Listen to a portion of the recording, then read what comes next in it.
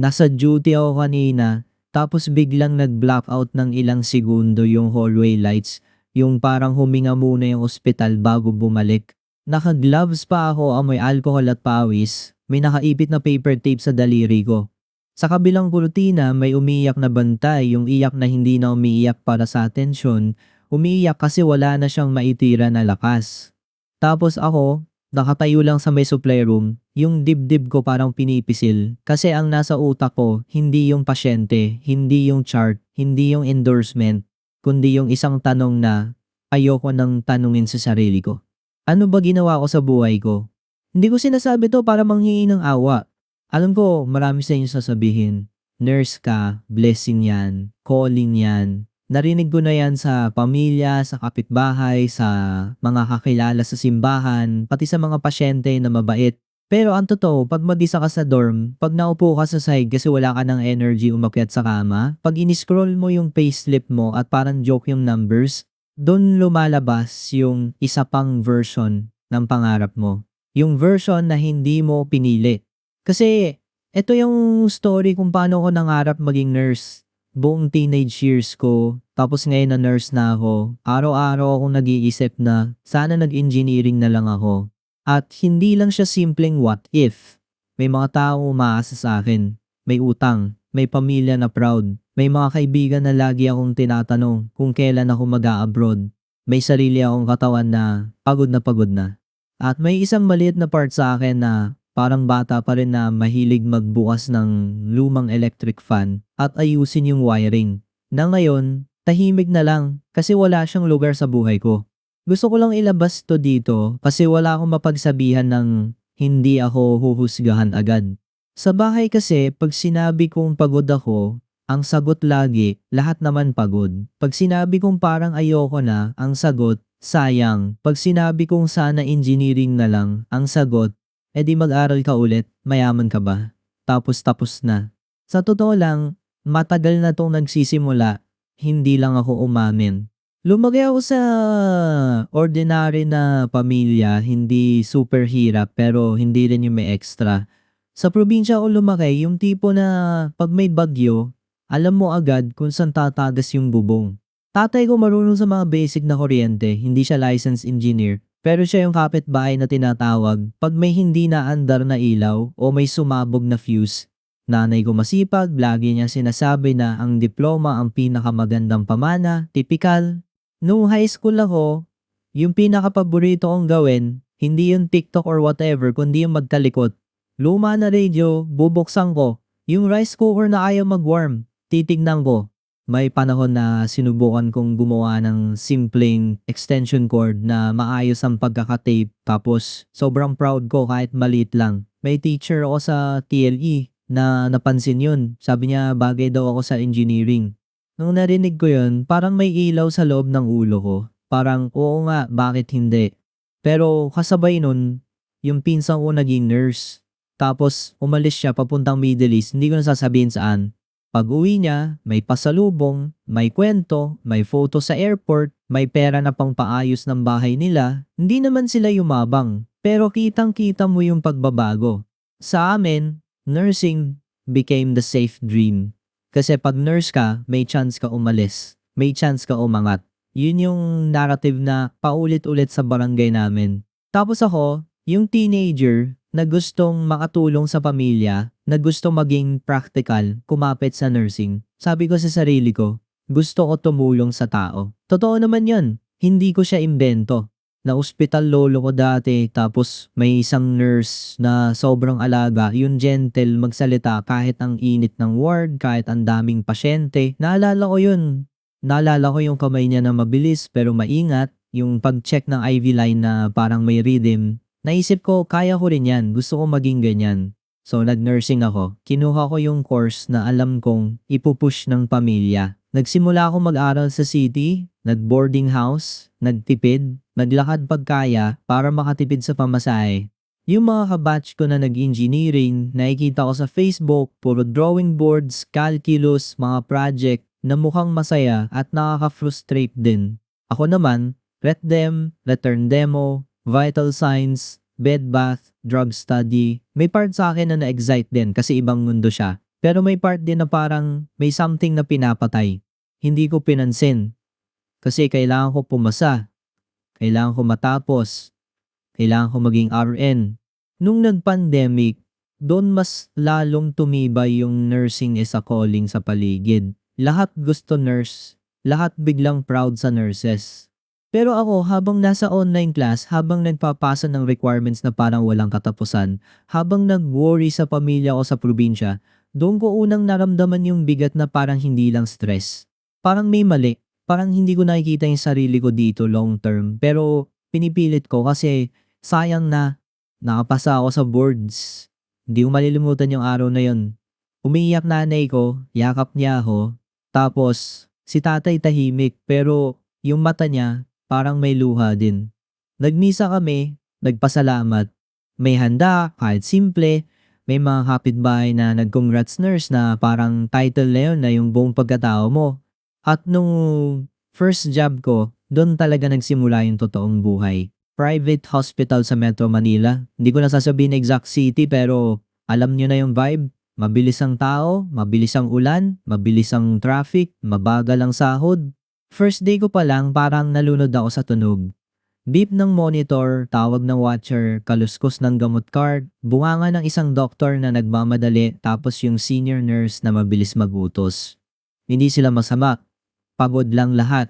Nung una, na-adrenaline ako. Parang wow, eto na yun, eto na yung real nurse moment. Nanginginig kamay ko pag first IV insertion ko sa tunay na pasyente, hindi sa dummy arm. Tapos nung pumasok yung needle, nung bumalik yung flash, parang nanalo ako sa maliit na laban. Sabi ko, kaya ko to. Pero pagkatapos ng shift, pag uwi ko, doon ko naramdaman yung ibang klase na pagod. Yung hindi napapawi ng tulog lang. Yung parang iniwan mo yung utak mo sa station, tapos dala mo pa rin yung mga mukha ng pasyente sa elevator. Tapos syempre sahod. Yung unang payslip ko, tinitigan ko siya ng matagal. In English, it looks decent on paper, but in real life, it disappears. Rent, food, pamasahe, padala sa bahay, konting bayad sa utang, konting savings, kunwari, wala nang natitira. May mga araw na ang dinner ko pandesal lang at kape tapos tatawa ako mag-isa kasi nurse ako pero hindi ako maayos kumain. Doon ko naalala yung engineering friends ko. Yung isa, nag-work siya sa construction, pagod din siya pero iba. Yung isa, napunta sa IT side, remote work, nagpo-post ng setup niya na may 2 monitor. Hindi ako naiinggit sa gamit. Naiinggit ako sa idea na pag out na siya. Naiinggit ako sa idea na yung pagod niya hindi nakadikit sa katawan ng ibang tao. Sa nursing, pag may nangyari sa pasyente, parang kasalanan mo kahit ginawa mo lahat. Pag may nagreklamo, nurse pa rin ang unang tatamaan. Pag kulang ng gamit, nurse ang mag-iimbento ng paraan. Pag may nag-collapse, nurse ang unang tatakbo kahit hindi ka pa ready. May isang shift na hindi ko makalimutan. Night duty, medyo toxic. Kulang kami ng staff. Yung isang kasama ko, bagong nurse din. Halatang nanginginig din tulad ko. May pasyente kami na matanda. Hirap huminga. Tapos yung bantay niya sobrang panik. Tumatawag siya nurse. Sa sobrang dami ng ginagawa ko, minsan nagkakapatong-patong na yung tawag, parang background noise na. Pero nung paglapit ko, nakita ko yung oxygen saturation bumababa. Tinawag ko resident, nag-prepare kami. Naging mabilis lahat. Nebulization, suction, may order, may charting, may family na umiiyak. Sa gitna nun, napansin ko yung oxygen outlet sa wall, parang loose. Yung tube hindi stable. Naisip ko, bakit ganito? I checked the connection and it was not holding properly. Hindi ako engineer, pero lumaki ako na marunong mag-check ng sira. Tinawag ko yung maintenance pero gabi, matagal dumating. So I did what I could. I secured it. I switched the setup. I made sure the flow was steady. Small fix, but it mattered. Afterward, the resident said thanks, tapos naglakad na siya. Yung bantay, hindi na naka-thank you kasi sobrang shock. Ako bumalik sa station, nanginginig pa rin. Then the senior nurse looked at me and said, next time report mo agad yan. Huwag kang mag-DIY. Hindi siya delete, but the message was clear. Stay in your lane. I went to the CR and cried silently. Hindi dahil sa sermon. Umiiyak ako kasi for a second, I felt alive while fixing something, while troubleshooting, while making the system work. And then reality slapped me. I was not supposed to enjoy that. I was supposed to just keep moving, keep giving, keep absorbing. Pag-uwi ko, I prayed. Hindi ako sobrang religious na araw-araw novena, pero lumaki akong nagsisimba. May rosary sa bag ko, hindi para magpaka-holy, pero parang comfort object siya. That morning, I sat on my bed, rosary in my hand, and I asked God in Tagalog, bakit parang mali yung pinili ko kung ito naman yung pinangarap ko? Walang sagot, may tahimik lang.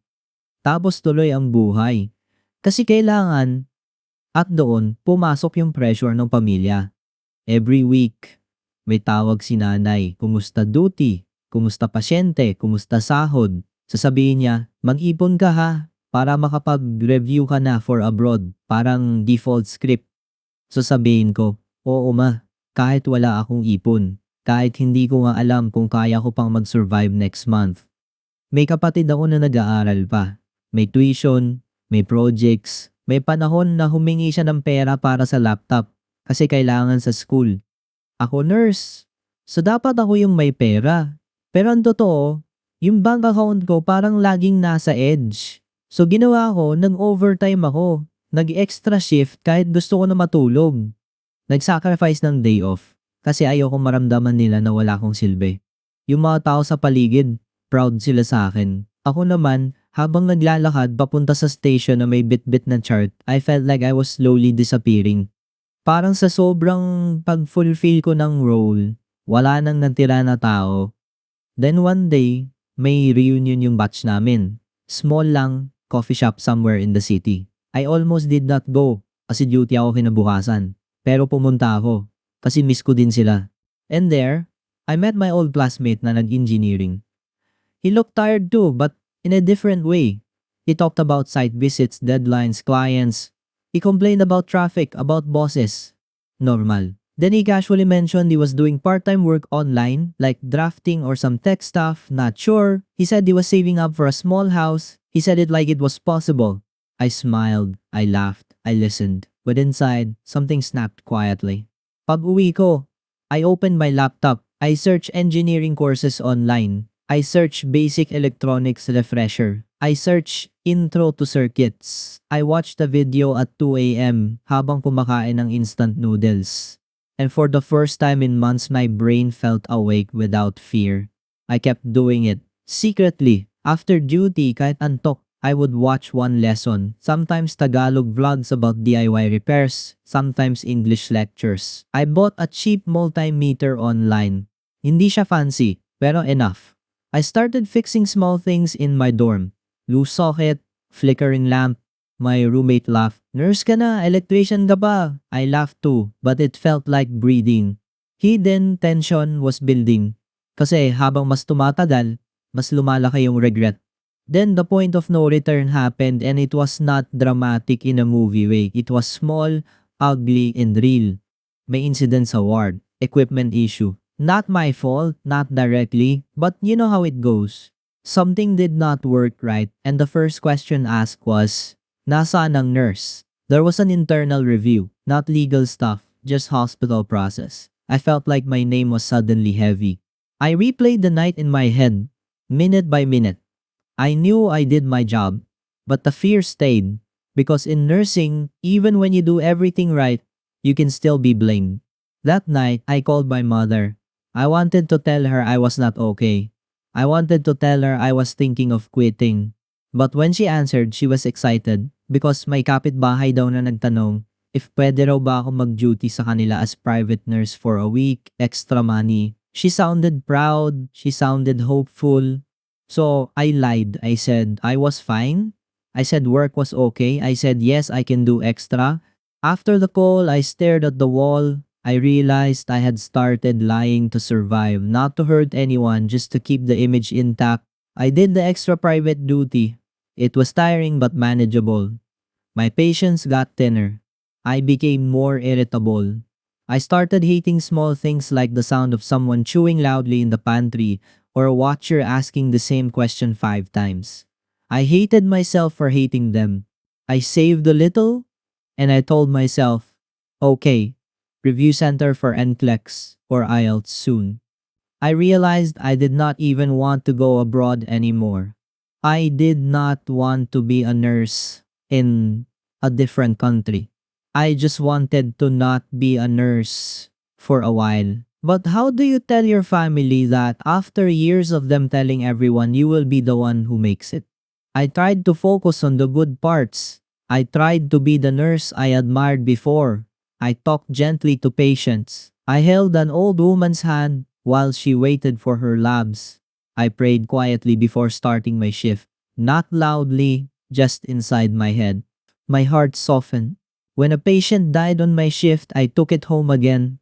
Hindi ko naman siya first death, pero each one adds weight, like stones in your pocket. I kept studying engineering stuff. At night, I felt smart again. I felt curious again. The more I learned, the more I resented my day job. Every time I saw a broken wheel on a hospital bed, every time I saw a monitor with loose wires, I would think, why are we like this? Why am I only allowed to tape things and move on? Why am I not allowed to fix the system? Family pressure got heavier. My brother needed money for OJT requirements. My father's blood pressure was high and he did not want to go to the doctor because gastos. My mother hinted that maybe we should renovate a part of the house because tumatagas pa rin. I told them I would help. I realized I had become the plan, not the person. I stopped looking forward to anything. Kahit day off, I would wake up with anxiety. I would hear phantom beeping sometimes, like my brain refused to stop being in the ward. I started having headaches, and my stomach would hurt randomly. I drank coffee even when I knew it made me shaky. I had acne, like I was a teenager again. I gained weight, then lost it, then gained again because my meals depended on shift schedules. On Sundays, I still tried to go to church. My maliit na parish near where I stayed, I would sit at the back, mask on, hair tied, still smelling like hospital soap. I would listen to the homily but sometimes I would zone out, staring at the candles. I prayed the same prayer over and over. Lord, bigyan mo ako ng lakas.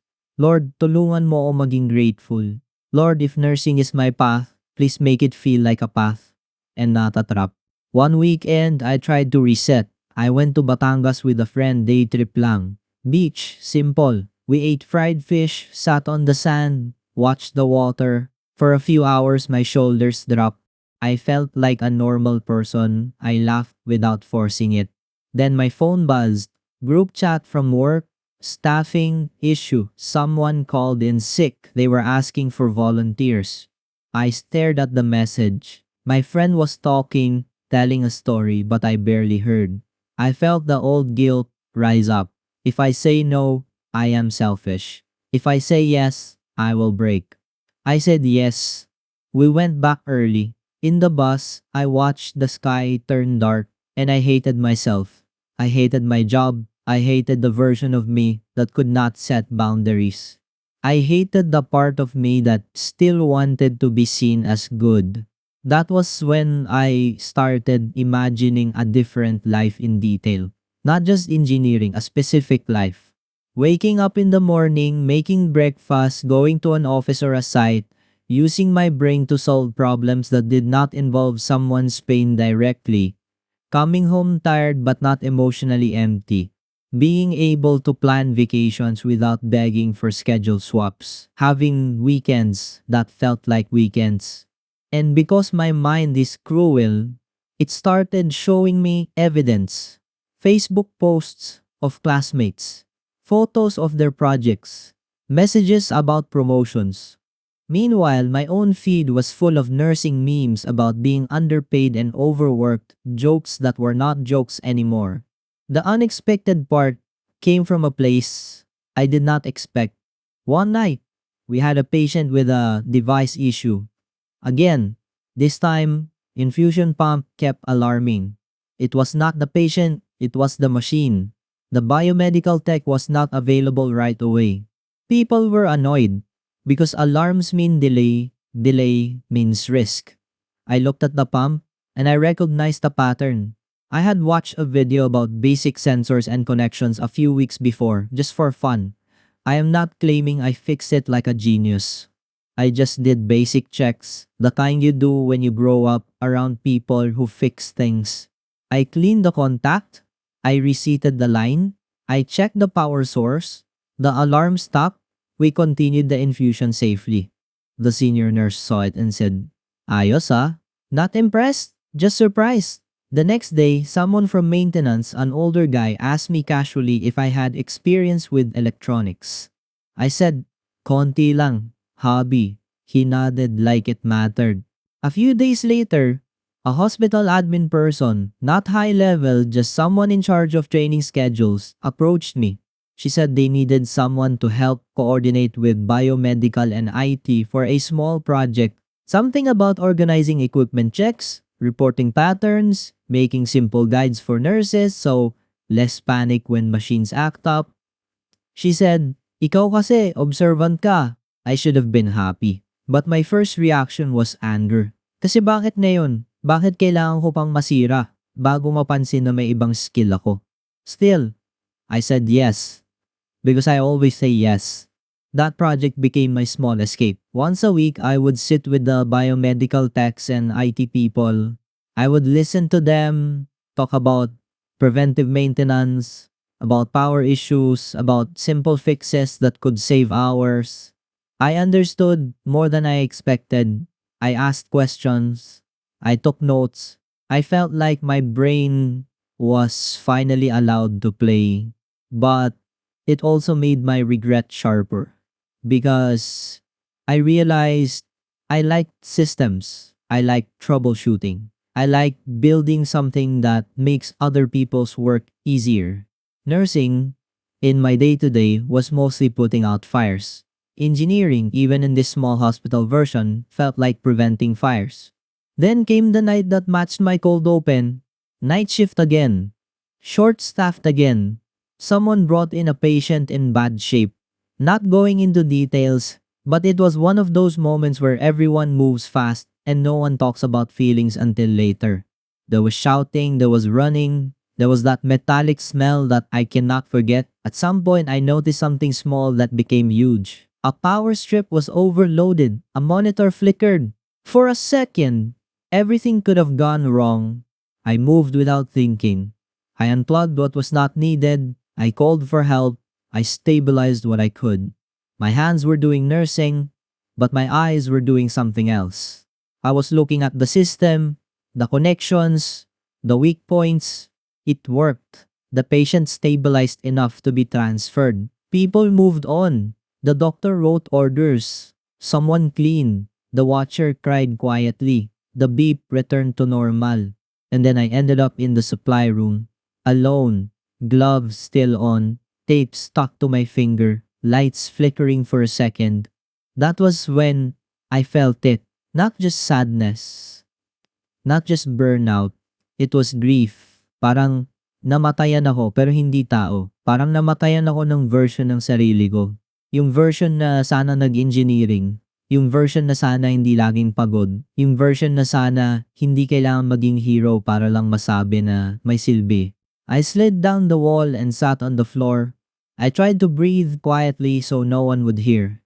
I could hear muffled voices outside, nurses laughing about something small, because humor is how we survive.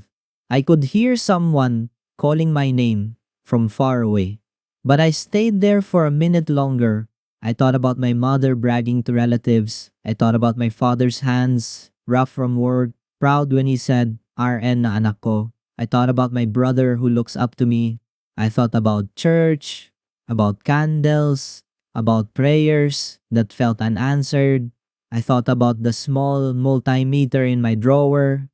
I thought about the online course tabs on my laptop. And I admitted it to myself clearly. For the first time, I do not want this anymore. Not because I hate patients, not because I'm lazy, not because I think nursing is beneath me.